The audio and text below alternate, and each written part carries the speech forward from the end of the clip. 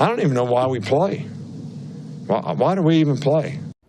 Like many in the media, we've been waiting a long time for Nick Saban to ask us a question we could answer. Why do we even play? The question. Alex, who is Herm Edwards?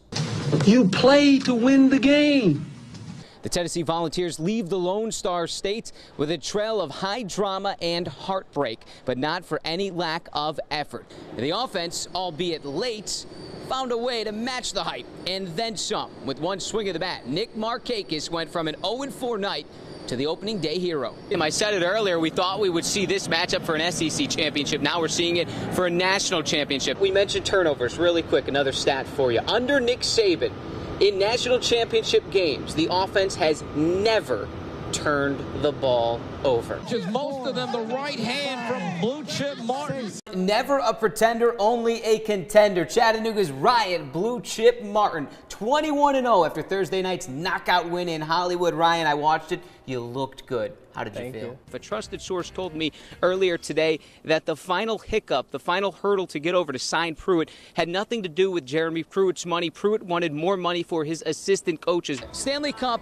is here. The question now is, does it travel back to Pittsburgh for game number 7, or does it travel back to Pittsburgh full of champagne?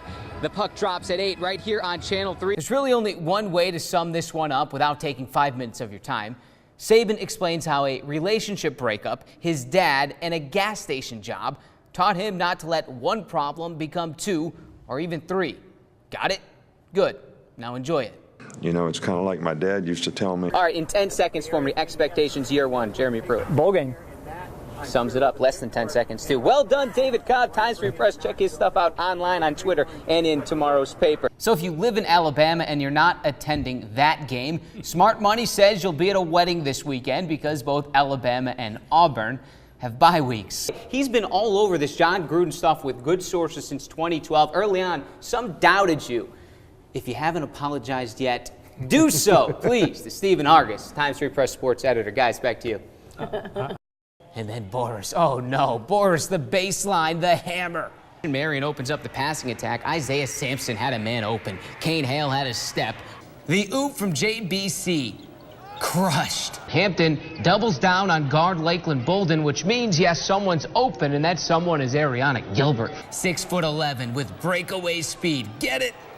Got it. Toyo had 17, the Mocs by 10. Soon to be Vol Brendan Harris just playing with the Irish defense. Changing direction, confusing, bouncing off tackles. This is ridiculous. It shouldn't happen, but it does. Ronto Tipton. Not exactly tiptoeing into the end zone, but why tiptoe into the end zone? 2 drives, 2 touchdowns. Let's make it 3. Why not? White pulls it. He'll take it himself. He's in from 12. Mount Baylor up 21-0. Braswell tells us all the time the game is bigger than us. Last Friday was just another example. Central loaded the bus, a near 3-hour drive, a second-round showdown at unbeaten Greenville. A game they would lose, but a day they would win. We already knew Friday before we ever went to the stadium, before we ever put our helmets and pads on, before the scoreboard even started, that we had already won the day. All because of a detour Central head coach CORTNEY Braswell set up ahead of time.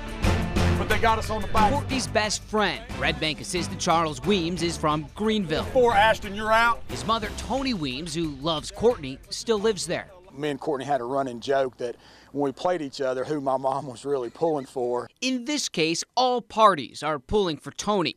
Tony was recently diagnosed with a very rare form of non-Hodgkin's lymphoma. It broke my heart. I don't remember the last time I cried like that. But Tony's biggest concern was if Central kept winning, she'd be unable to watch CORTNEY coach against Greenville.